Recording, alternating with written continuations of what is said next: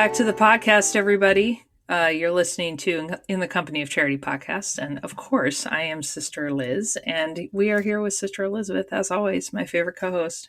How are you, dear one?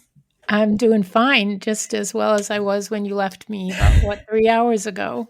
I know, isn't it Sister funny? Liz and I just spent a weekend together she was hosting, or we were hosting, an event she planned called a Nun Run, which was no running involved, which No actual she running. gets disappointed because you all know she's a runner, and which I was delighted in because I would not have been able to keep up. So We were figuratively running to different convents and then had a panel of additional communities of sisters. So I think they got to know 11 communities, if not 12, it which was is amazing. Yeah, it was really stunning. amazing. And we were happy, Sister Dorothy and I here at the seminary community were happy to host your group and get to know them and to really invite sisters in our own community to our house.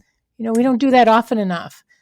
Little sister Exactly. gatherings, so it might spark something that hadn't been happening before. It was a delightful time and a great the timing right before Holy Week. I mean, what a way to kick off Holy Week and Palm Sunday with some lovely young ladies seeking the Lord and Yeah, and sisters who want to give back.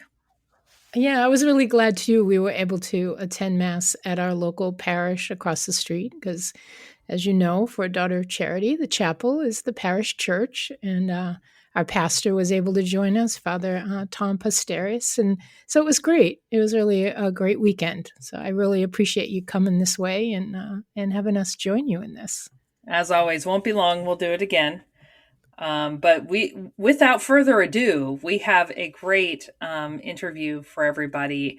Father Pat Griffin is back on the podcast talking about the Triduum, and what a great episode. I just loved his little piece about the veneration of the cross on Good Friday. Like everybody coming up to just worship the Lord and honor the cross in whatever state in life and whatever state and physicality. To the youngest to the oldest, all giving an honor to the Lord and his cross. Yeah, and I just think it's a great companion piece to last week's episode with Father Pat McDevitt, who kind of gave us the wide view of Lent, Easter, and Triduum and Pentecost, up into Pentecost, that long period of close to 100 days of fasting, prayer, almsgiving, joy, worshiping, and then praising the Lord with the Holy Spirit at the end. So this gives us a real close look at these 3 days of the season of the Triduum. And I just think it's a great companion piece and a wonderful opportunity for us to celebrate 2 Father Pats and Father Patricks in our lives. And so we leave you for that and wish you all a very thoughtful, reflective Triduum and a very holy and joyous Easter.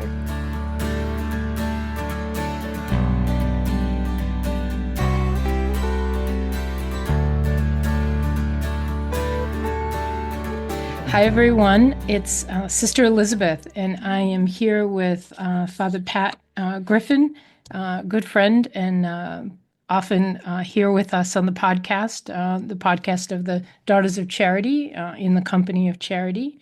We know Father Patrick as the Executive Director of the Vincentian Center for Church and Society at St. John's University.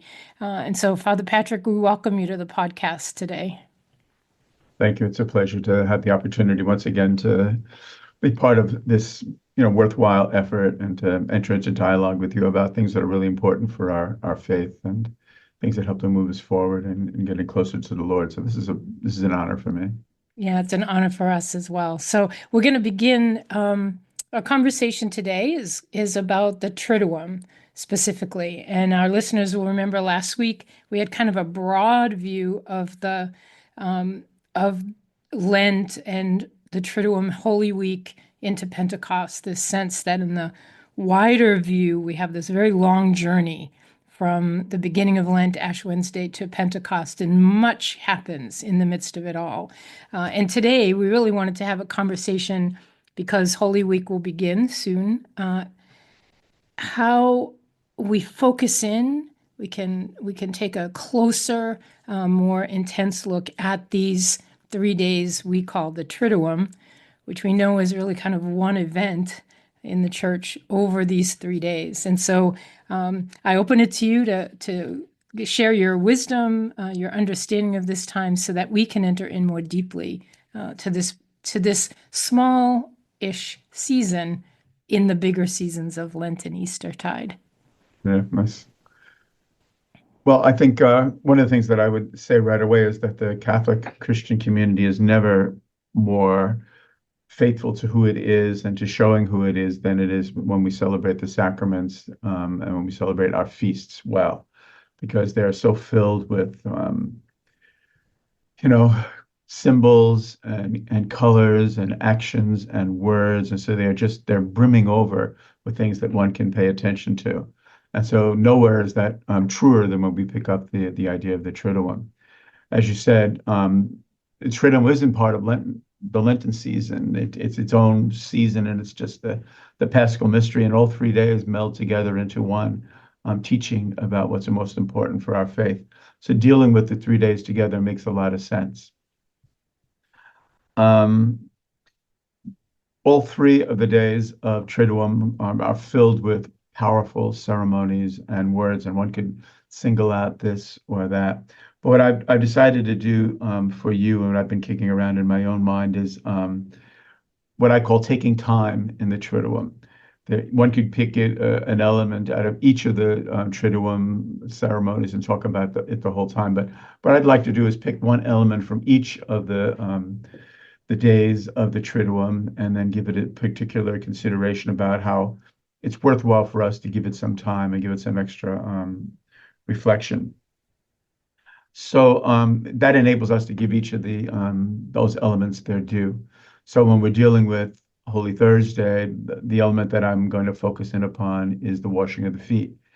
And when we're dealing with Good Friday, I'm going to talk about the reverencing of the cross. And when I'm talking about the Easter Vigil, I'm going to talk about the voluminous readings that we have with the 9 readings, and each reading followed by each of the Old Testament readings followed by a psalm, and then a psalm followed by a prayer.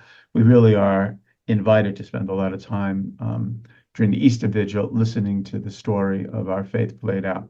But those are the 3 things that I'm going to try to talk about and see how they really do encourage us to pay more attention to those services. And they really have the first 2 have different kinds of emphases. For the Holy Thursday and the Good Friday, it really calls us to silence and quiet reflection, while the Easter Vigil calls us to an energetic listening and understanding. So it's much more driven in that direction. But the quiet of Holy Thursday and the washing of the feet, and the quiet of Good Friday and the reverencing of the cross, I think, are real opportunities just to sit back and to think about what's most important. So when we deal with Holy Thursday, for example, we're dealing with 2 masses during the day. So we're dealing with the Chrism Mass, which is the earlier Mass. That's where the bishop celebrates with his priests. It's supposed to be a celebration of the creation of the priesthood, and also where he consecrates and he blesses the oils which are going to be used during the years. That's the Chrism Mass. But the Mass that most of us participate in is that of the Mass of the Last Supper. The story of the institution of the Eucharist is found in 4 different places in the New Testament. It's found in Matthew's Gospel, it's found in Mark's Gospel, it's found in Luke's Gospel, and it's found in 1 Corinthians. So one would expect that one would say, well, Matthew, Mark, Luke, and John, but it's not. There is no story of the institution of the Eucharist in John's Gospel. He captures the theology of the Eucharist in John 6, and he certainly knows the Eucharist. That's not the question. The issue for John is something else. I think the way I imagine it is that Jesus comes upon this Holy Thursday, the Thursday in his life and experience, and he knows that his time is coming near. He has a sense of not being with the disciples for a lot longer. And so I think what he does is he reflects upon it. He asks himself, well, I want them to remember me. What is it that I want them to remember in particular, since this may be the last time that I get together with them? And so I think he thinks back about one of the experiences in his own life and where he was in the home of a Pharisee and where this woman comes in, this so-called sinful woman comes in, and she sets herself at the feet of Jesus and washes his feet with her tears and dries them with her hair. And I just think that that was a powerful experience for Jesus, the kind of humility of the woman, the act of service, and the demand for him to understand something about her and what brought her to do this. And so I think that that was a really important element in Jesus's life. And so when he thinks about the disciples on this given night, he thinks to himself, I know what I need to do. I need to wash their feet and have them learn the lesson that emerges from that. Um, Today when I've celebrated the Holy Thursday service bunches of times, and I've done the washing of the feet bunches of times. And so when you do it in the modern era, when I do it, there'd be three servers behind me. So one of the servers would have a bowl, and the second server would have the pitcher, and the third server would have a bunch of towels. So I'd go and I'd set myself at the feet of the first person to have their feet washed, and then they'd hand me the bowl, I'd put the bowl in, they'd hand me the water, I'd pour the water, they'd hand me a towel, and I would just massage the feet of the person who was getting their feet washed on that given day. That's the way that we do it, and it has a certain convenience to it, but it also has a certain neatness to it. Okay, I think when we have to imagine Jesus, it's different than that, because I know when I wash the feet of people in the church that I could not go through that church and find people with cleaner feet, because they know they were going to get their feet washed, so they give them a especially good scrubbing before they come up for the washing of their feet. But that's not the way it was with Jesus. The apostles had been walking around all day, and their feet were dirty.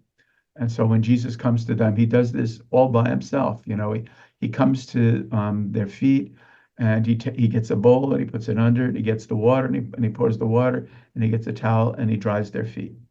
And Jesus does it all by himself. Okay.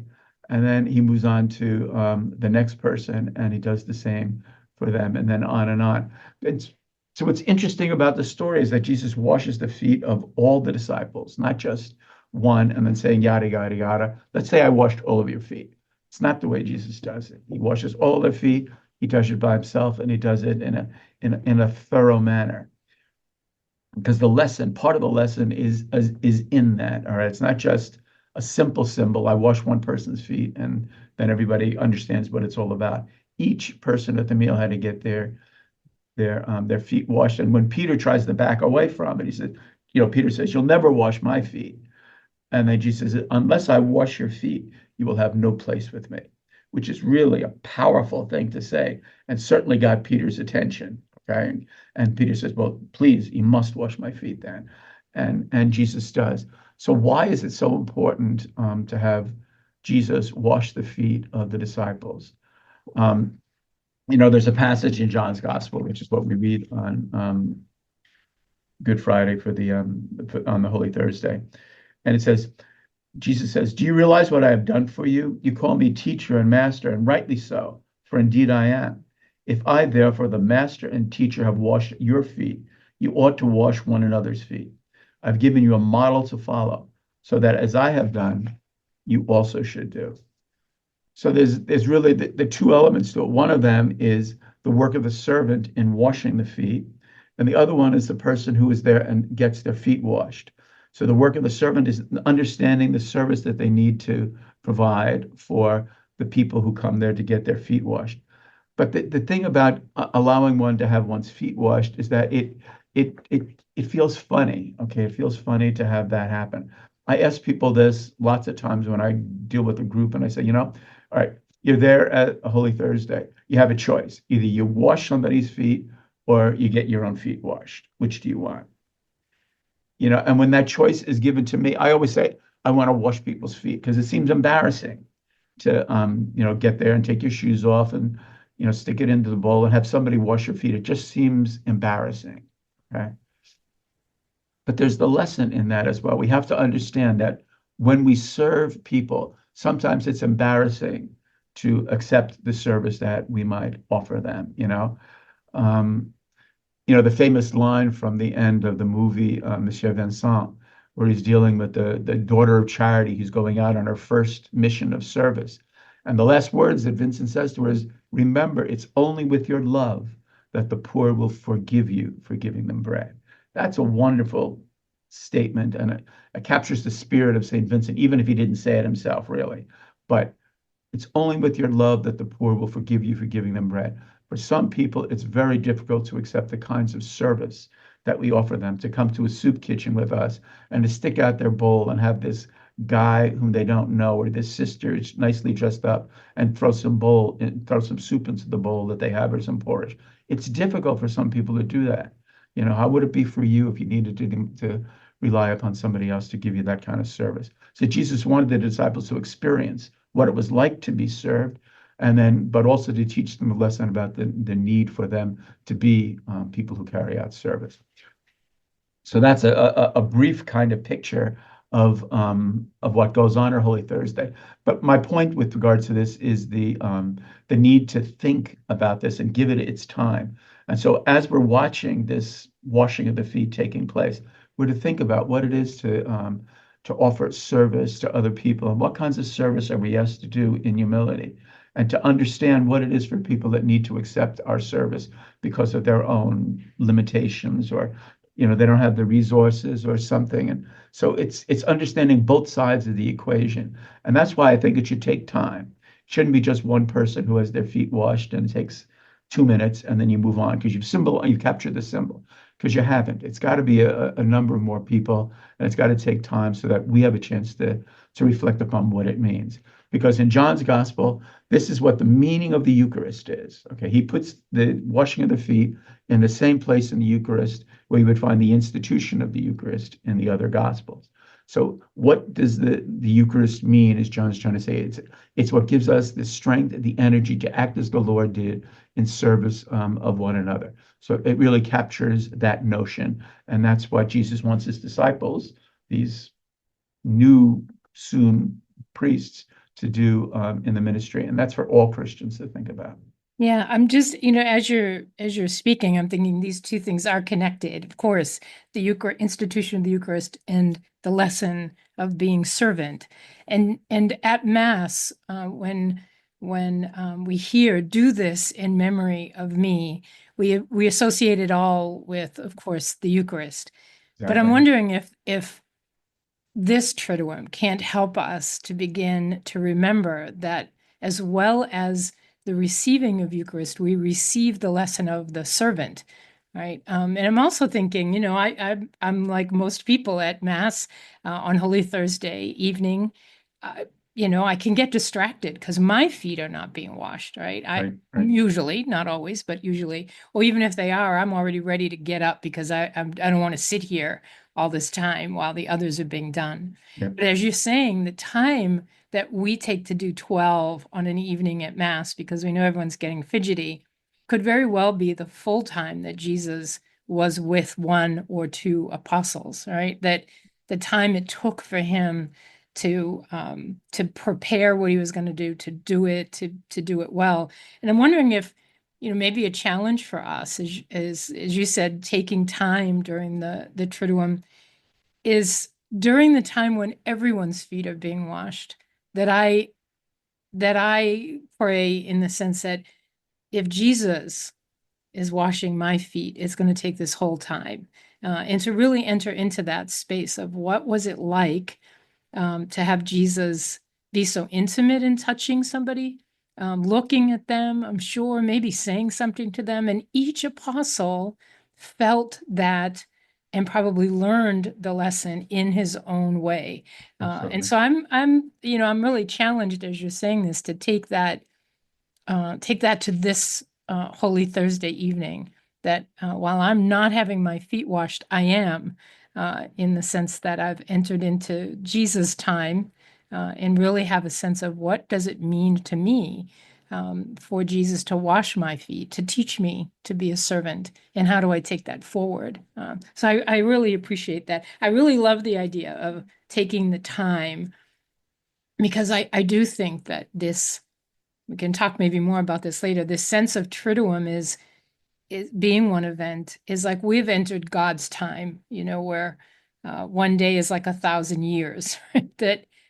That we've entered into a different space and time where everything is slowed down, and God is really asking us to pay attention to what's happening in the life and lessons of Jesus Christ during these days. Absolutely. So we have our feet washed, and we're going to move on, and we're learning the lessons, but we're not done yet. And this is not like one event and then we're done. We're moving in a continuum of time. So if you're ready, where do we go next?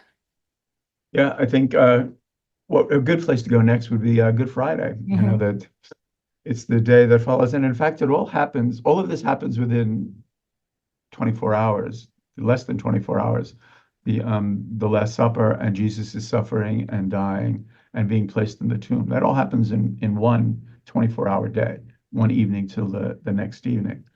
So, the readings give us some sense of that. Um, but when we're dealing with the Good Friday liturgy, the way it begins absolutely in silence, and the ministers come in and they prostrate themselves usually in front of the altar, and everybody in the church kneels down, and just some moments of just absolute silence with the whole church, putting themselves in a very reverent space so that we can enter into the Good Friday service appropriately. And so then, when the ministers get up, then they have, we move quickly into a prayer and then the readings. And then, among the readings is the story of the Passion. Now, on Good Friday, the Passion is always taken from John's Gospel. In on Palm Sunday, Passion Sunday, which is this Sunday, which is the beginning of Holy Week, it's always taken from the Gospel, which is that in the liturgical year. So in this liturgical year, it's the Gospel of Luke, because most of our readings in ordinary time are taken from Luke. So the Passion is taken from Luke on Passion Sunday. But on Good Friday, it's always the Gospel of John. So there's the reading of the Passion, and then the priest is supposed to say a couple of words, and not too many words, but he's supposed to say something. He's not to stop, not say anything. Okay, there has to be some words spoken, but then comes the reverencing of the cross, and the way that it happens in our churches is that the cross that's going to be used for the reverencing is not visible and not usually visible in the church. The minister goes, the priest or the deacon goes to get the cross from another place. And then they proceed into the church with it. And they stop at 3 different places within the church. And they hold up the cross and they say or sing, "Behold the wood of the cross on which hung the Savior of the world. Come, let us worship." I was going to sing that for you, but I decided to hold myself back. But there's these 3 different places in which that's done in the church. Now, what's interesting about that is then when you watch the Easter Vigil, and then we have the blessing of the candle, and then the candle's brought into the church. At each of the same places where the priest stopped with the cross is the place where he's supposed to stop with the candle, and then hold it up, light of Christ, right? And then go through that. It's just meant to, again, a way of bringing the 2 services together, and what's emphasis and what's important. The same Lord who suffered and died for us is the Lord who is raised to new life and is our life. So so the cross is brought in, and then it's placed at a particular place in the church, and then the congregation is invited to come forward. Now, when everybody in the church is going to come forward to reverence the cross in a particular way, if you're dealing with the big church, it could take a long time for everybody, and I mean everybody, to come forward to reverence the cross. So sometimes, let's say for pastoral reasons, a community will have more than one cross, and they'll set it up in different places and that. That's unfortunate, but understandable. But the ideal is having everybody in the church go to the same cross, and everybody recognize that this same cross is what saves all of us, not just me, but all of us, and all of us have this reverence for the cross that is brought into the church. And so that's that's a powerful symbol, I think. But again, it's a thing. If you're going to have a big church and everybody's going to come up and reverence the cross, it's going to take a while. Okay. So the question is, how ready are we to spend that much time at the service? So that's why sometimes decisions get made to move the service along by either more crosses or an encouragement not to spend a lot of time, you know. But again, the emphasis here should be and could be, I need to spend time thinking about the cross. I need to spend time thinking about the way in which the Lord Jesus came among us and suffered and died on the cross and died for me and died for everybody that I love. And then go up and reverence the cross in some appropriate way. And people do it in all kinds of different ways. I'm just fascinated by watching it. I mean, I like to think that I'm praying all the time, but sometimes I'm just watching people come up, and not just checking out what they're wearing or what kind of shoes they have on or anything, but just looking at the way that they come to the cross. And so, the age is a big factor in this. So some people, as they get older, and I'm feeling this myself, are not ready to kneel down and to kiss the cross at the bottom. Right? A lot of younger people certainly do that. Like they feel this need to be in contact with the lowest part of the cross in terms of humility, and that I see that that's true. But older people oftentimes, they reverence higher up on the cross, or they just touch the cross. But they're doing what they can do in that situation, and so just watching the way in which different people approach the cross and do that. For some people, it's just touching. Some people kiss the cross, and some people do, just grab a hold of it. It's just whatever way is reverent for them. But the thing that really captures me is when I see a mother coming up with a child in arms. So the mother comes up and she'll reverence the cross. She'll kiss the cross oftentimes. And then she'll whisper to the baby, kiss the cross. And the baby will just come up and stick his lips or her lips up against the cross. And they don't know what they're doing, but they're doing what mommy told them to do. And it's still beautiful because Jesus died for them too, and so as they get older, they'll begin to appreciate that truth in other ways. So it's a beautiful thing to watch people come up and reverence the cross, and to allow that to be a time where I think about what Jesus did for me and how he suffered and died for me, and allow oneself to enter into that. And that's why if in one's parish, and this usually happens, there's a Stations of the Cross on Good Friday, and the beauty of the Stations of the Cross is that it gives us an opportunity to walk the way of the cross with Jesus, and to see all the different ways in which he encounters people, and how people help him carry the cross, and how people speak to him, and how other people abuse him, and so how he falls a couple of times. All of that is a living part of what it is to reverence the cross. That's how Jesus came to the place where he was. The thing that's interesting to me is that when we're talking about Good Friday, in the time of Jesus, before the crucifixion of Jesus, the cross was empty. After Jesus has been crucified and they take the body down, the cross is empty. The symbol of the cross is always there, and it still carries that power. And so I imagine, and like everything else, you don't know, but you just think about what you do and what people in that first century might do, that a lot of those believers of Jesus, the holy women, and maybe even some of the apostles, got a little more courage up, and they go to the hill of Golgotha, and they just look at the place where Jesus suffered and died, and just feel that pain. And I do think that that's a good thing, and that's what we are meant to do as well, to recognize that the power of the cross and how it carries meaning for us as much as it meant for the early Christians, and how powerful it needs to be in our acceptance of suffering and death as part of our Christian life. And so the whole surrender of oneself to the Lord, it's a wonderful symbol. And what we do on Good Friday is a wonderful way of capturing something of that meaning. Yeah, I'm still kind of reflecting, as you were saying, for Holy Thursday, the time we need. Maybe we need it or we don't need it, but the time we should take to engage in these rituals and these actions, symbolic as they are, but powerful. So anyone who's listening, if you have not experienced this, this would be the year to make sure that you find, because it takes stamina to get through these days, to really and to connect them.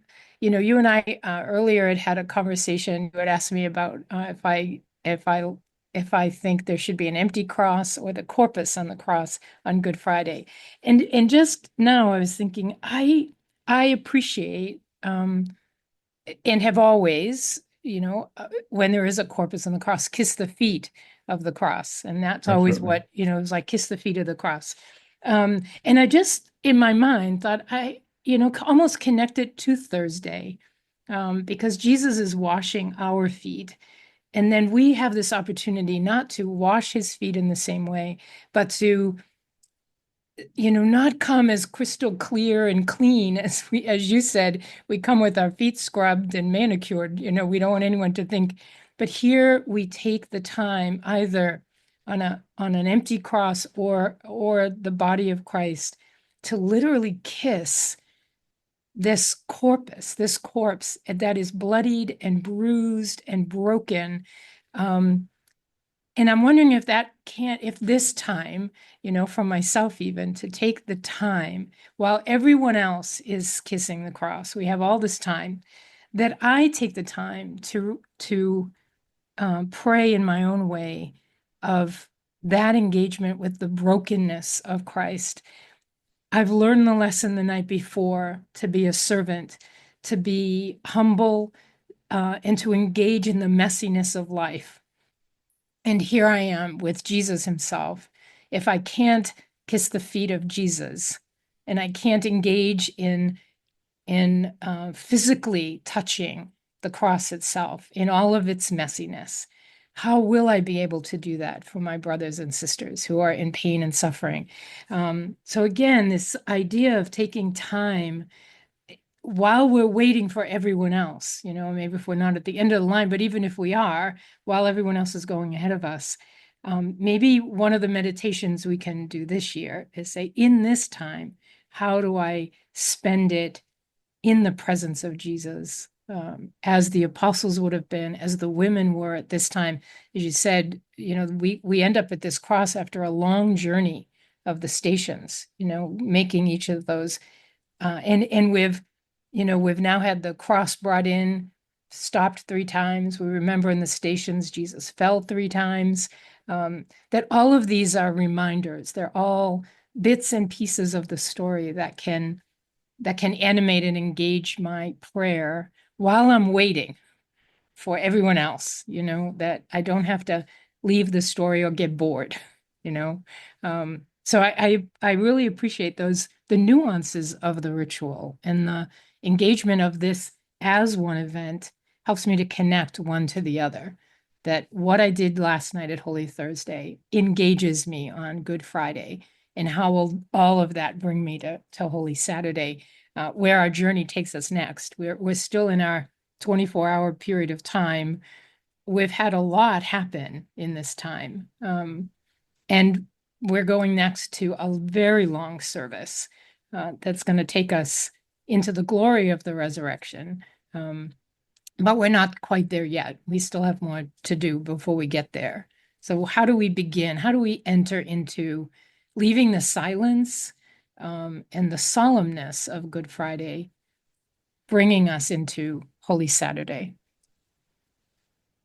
Yeah, well, the interesting thing, of course, is that those first 24 hours are the Holy Thursday celebration of the Eucharist, and then the crucifixion of Jesus, and Jesus is dying traditionally 3 o'clock, and then being placed in the tomb. So then we have that next evening, the Friday evening, and the stories tell us that the Jews didn't want to. They wanted the bodies taken down from the cross. I'm not going to go into all that because that really does get into interesting stuff, but probably would take us a little afield. But the Jews didn't want the bodies on the cross during that Sabbath, because the Sabbath begins on Friday evening, particularly because it was a special one. So that's why they break the legs of the other criminals, and And why? Just to be sure they stick the spear into Jesus's side. But then what you have is another 24 hours. Okay. Now you have the 24 hours from Friday until Saturday evening. And the disciples can't do anything. It's a Sabbath. Okay. The women can't do anything. It's a Sabbath. And so that's the real time, in another sense, of being quiet and reflective. I'm almost embarrassed to say this, but I preached once by beginning with Elvis's song, "Are You Lonesome Tonight?" Because that's the way that I think about the Holy Saturday event. I think the disciples are lonesome, you know. Jesus, who had been part of their lives, a big part of their lives for years, and they'd walked around and they followed him, saw what he did, listened to what he had to say. He was gone. He was gone, and not going to be around anymore ever. That's the way that they were thinking, you know. And so I imagine that this was a lonely time for them, right? Jesus is not among us anymore. And so one wonders whether that's one of the kinds of reflections that could be ours as well. What's it like not to have Jesus present among us? Because we know that what happens in the Christian tradition, the Catholic Christian tradition, is that the Blessed Sacrament is put away, all right, and it's not available for us. And that's kind of reminds us of the fact of Jesus being gone and separated from the disciples. And I have a whole homily about Mary and how what was this Holy Saturday like for her, and where did her hope tend? And Pope Francis has a great line about Mary and her hope that the light at the entrance to the tomb where Jesus is buried is the hope of Mary. And I really I should read the whole thing, but it's a wonderful insight because it's then sometime between that Saturday evening, the end of the Passover, the end of the Sabbath, and that next morning, Jesus is raised from the dead. That's the third day. Okay. So when does it happen? We don't know. Did anybody see Jesus raised from the dead? No. Okay. All of that stuff goes on there. And you see that the stone rolled back from the tomb. And you might think, well, did Jesus roll the stone back so he could get out? But that's not true. He didn't need the stone roll. The reason why the stone is rolled back is so that the women and Peter could go in, So otherwise they wouldn't know that he was gone. So how did Jesus get raised from the dead? Nobody knows. Okay. That's part of the mystery of God and how God does the things that God does. So Jesus is raised. And then the disciples need to begin to deal with that, and Jesus begins to show up in their midst and all kinds of wonderful things. But it's the Saturday evening that we begin the Easter Vigil with, The Easter Vigil starts there, and that it begins with the ceremony of light, okay, usually with the candle getting lit outside the church, and then process into the candle into the church, and then the Exultet happens, and then you have the readings, okay? Then after the readings, there's a homily, and then there's the liturgy with the water and the baptism and that. So there's lots and lots of really powerful and wonderful things to talk about with the Easter Vigil, and any one of them would be well worth our while this evening, or this whatever time people are listening to this. We've well worth our time to spend right now. But the one that I've singled out for us is another one of those that where we think that a lot of our time gets used up, and maybe it'd be easier if we didn't do it the way in which it's written to be done, which is to say that there are 9 readings at the Easter Vigil. 7 of them are taken from the Old Testament, and then one of them is taken from the epistles of Paul, Romans, and then one of them is taken from the Gospel. So 9 readings, that's a lot. And not only that, the way in which the Old Testament readings are done, because they're long readings. Nobody tried to pick a couple of verses here and then move on. They are good, and they're good long readings. The whole Genesis thing, I mean, it's the 6 days. And so that takes a while to get through. But after the reading, then there's a psalm which responds to the reading, which is the character of Psalms. And then after the psalm, the priest has a prayer, a significant prayer that captures something of what that whole first reading and psalm is about. Then you go to the second reading, and then the second reading is proclaimed. And then you have another psalm, and then you have another prayer. And then the third reading and psalm and prayer. So it goes through that way, and it takes a while to get through all of those readings. And so sometimes for liturgical readings, and depending what kind of congregation one has, you cut back on the readings. But that's not the way that it's written. You know, the ideal is that the Christian community gathers together and listens to these 9 readings, which move us through our faith. One of the things that I found very helpful for my own thinking was I read someplace that the Old Testament readings, the 7 readings that are there, should be read in light of the Easter candle. And it's almost like a pun or a symbol there. But the Easter candle is there and it's present in the church. And then the Old Testament readings are read because they point the way to the one who suffered and died and is now raised to new life, that the Easter candle represents for us at that time and place. And so, the first reading is from Genesis, and then second reading is Abraham and Isaac, the sacrifice of the son, and Jesus stops that. Then the third reading is the one that can't be skipped. Some of the readings that say you can or need not do it, but the third reading is the one of the Exodus, where the Jewish people are leaving, escaping from Egypt, and the Egyptian forces are coming after them, and the Red Sea gets split, and the people pass through the Red Sea, and they come out on the other side. In that reading, there's what a lot of people consider the oldest verse in the whole of the scriptures. And that is the verse where they say, I will sing to the Lord, for he is gloriously triumphant. Horse and chariot he has cast into the sea. It's a powerful verse. And what it is, it's about the people Israel being formed. On one side of the Red Sea, with the Egyptians bearing down on them, they are a ragtag bunch of runaway slaves. Then they pass through the Red Sea, which of course for us is the baptismal experience. They pass through the Red Sea and they come out on the other side. And on the other side of the Red Sea, they are the people Israel. They're the Jewish community. So from this mixed group on one side to this absolutely unified community on the other side is a powerful symbol. All right. And it's one of our Judeo-Christian symbols, the forming of a people and the way in which baptism enters into that, and all the wonderful other symbols that can be captured there. And then there's 2 readings from Isaiah, and there's a reading from Baruch, and there's a reading from Ezekiel. They're all dealing with the times of the captivities, when the Jews were in captivities in the different places. So, but all of them is how the Lord delivers God's people. And then the great deliverance, and we find Paul with his presentation about the Lord and the way in which the Lord has rescued the people. He speaks about the fact that we were baptized into the death of Jesus. Okay? And then having been baptized into the death of Jesus, we are raised with Jesus. That's the Romans reading. And then the final reading is taken from John chapter 24. And that's the women at the tomb. So you listen to what it says. It says, at daybreak on the first day of the week, the women who had come from Galilee with Jesus took the spices they had prepared and went to the tomb. They found the stone rolled away from the tomb. But when they entered, they did not find the body of the Lord Jesus. While they were puzzling over this, behold, 2 men in dazzling garments appeared to them. They were terrified and bowed their faces to the ground. Then these other figures said to them, why do you seek the living one among the dead?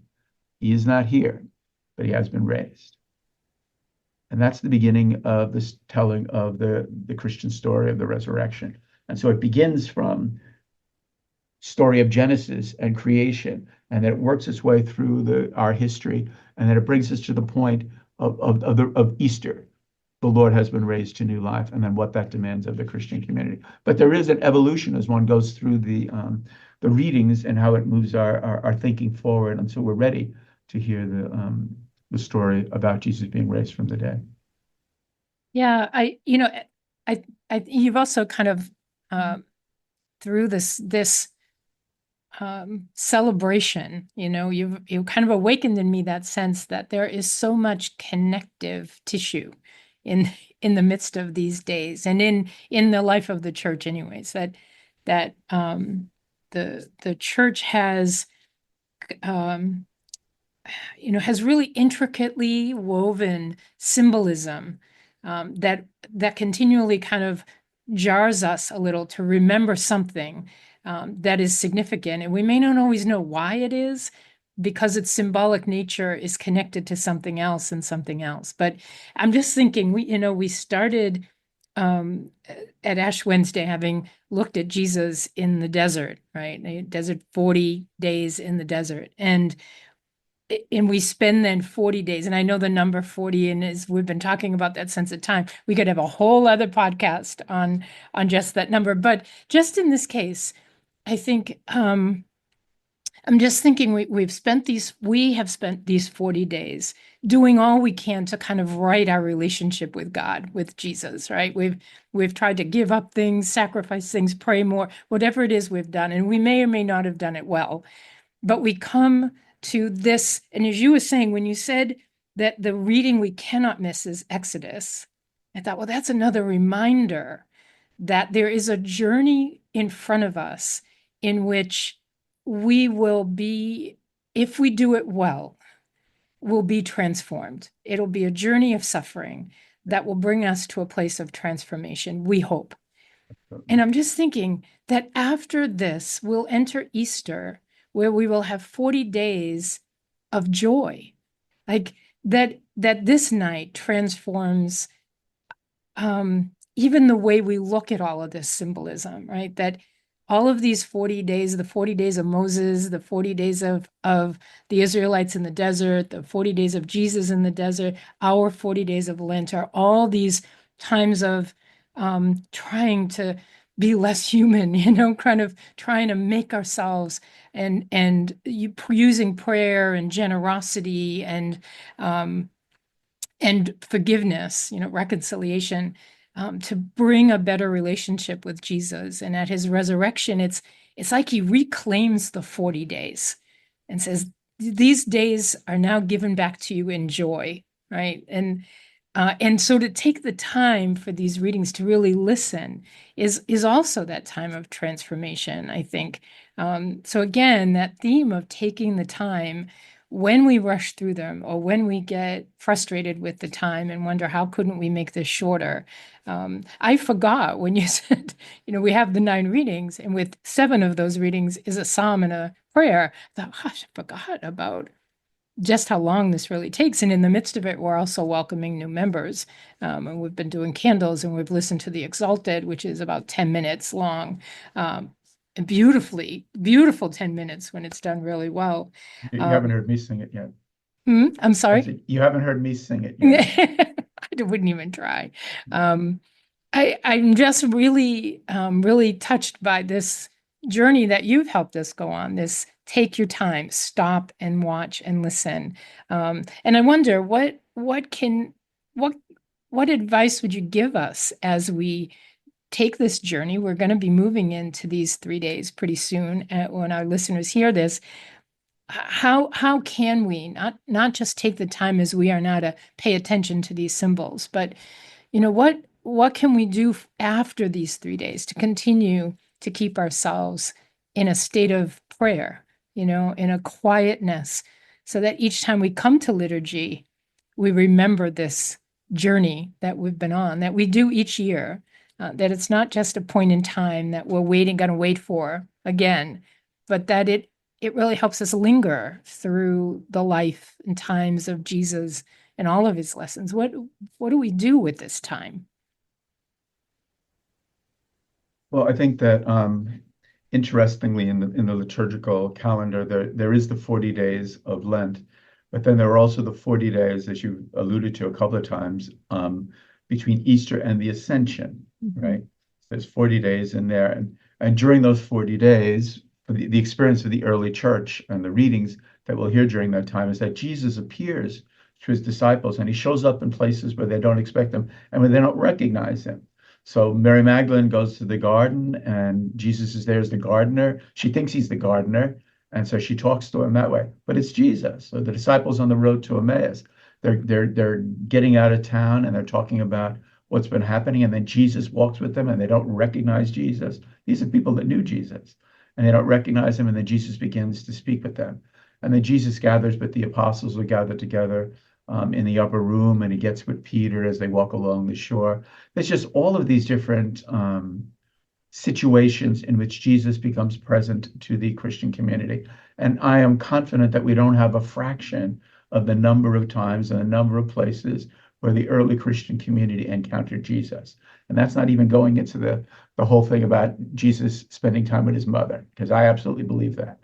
But I think that the stories are meant to tell us that the Lord is among us and shows up in all kinds of different ways in our lives. And sometimes we don't recognize how the Lord shows up. And maybe one of the encouragements during these 40 days between Easter and the Ascension, and preparing ourselves 10 days later for Pentecost and the gift of the Spirit, one of the opportunities we have is to try to open our eyes a little bit more and try to recognize the way in which the Lord does show up in our lives. And maybe it's in something that we read, or maybe it's something that someone does for us, or something that we're asked to do for someone else. And we see how the Lord is present in this action and in these words and in the hope that I'm given by a particular person. So I think it's opening one's eyes to the resurrected Lord. Mm. Yeah, and in some ways being fortified by the experience of the Triduum that has given us all of the, as you say, they didn't recognize him, but they knew he had risen. They knew he wasn't in the tomb. They weren't looking for him, or they were and didn't know where to look. It's to me, it's always kind of a curious, they don't recognize him, and yet he eventually reveals himself. And again, I wonder if, as we are journeying through these days of the Passion, that dying and resurrection of Jesus, that it gives us an opportunity to not be so blind on the other side of it, or not be so surprised when Jesus arrives in the suffering people we see, or in a family member who's going through something, and that we know that the poor we will always have with us, the vulnerable we will always have with us, and yet we still are sometimes surprised when they show up and reveal to us their pain, or reveal to us the way in which we can be of service, Yeah, I appreciate the reminder that we are in the story, that I guess, I think about us as Christians. We live in the secular world, it's like Sunday, April, whatever it's going to be on Easter, but we are in a different space and time. We are in Triduum time, and we should take the time to understand it.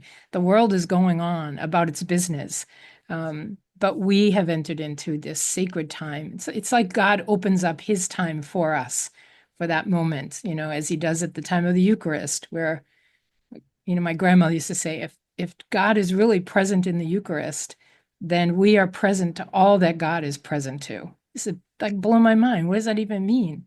And I'm realizing this is kind of the same sense, that God has kind of pulled the veil back a little and says, come and journey with this story with Jesus again, and learn again what the lessons of this time are. And you really helped me to see how I can slow myself down to do that. Yeah. Thank you. It's my pleasure. Yeah. Any last suggestions of how we're going to get through these days, and what the joy and the end is for us? I think that if we can accept them as times of rest and just peace and being patient, and not having to run here, there, or the other place, like all of us. Like, I'm gonna go up to my brother's house up Boston way on Easter Sunday, so that's planning for this and doing all those kinds of things. So that does happen, but it's not just the being quiet; it's being rested and not running around a lot. So getting an extra hour's sleep wouldn't be a bad idea. Or taking a nap in the afternoon on Holy Thursday or Good Friday or Saturday. I think just being calm, because the thing about reflecting during the Holy Thursday and Good Friday is you have to be rested, otherwise you nod out. And the thing about listening to the readings on the Easter Vigil is that your brain needs to be rested too, because there's just so much coming at you.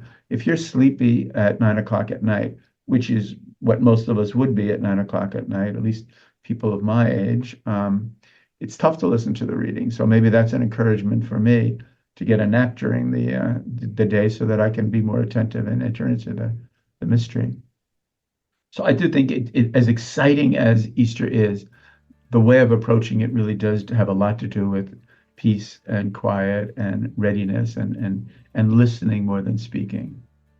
Yeah, I think that's a great idea. So take a nap Take a sometime nap. get some good rest, because we want to be attentive. We want to be present to Jesus as he suffers, and learn all the lessons we can in the midst of it, but really to be together too, to make this journey together. So thank you so much, as always, for your wisdom and your time. We really, really appreciate that. And you help us get through these days and understand Scripture so much better so that we understand the lessons we're supposed to learn. So thank you so much. Really appreciate it. You're welcome, sister. Thank you.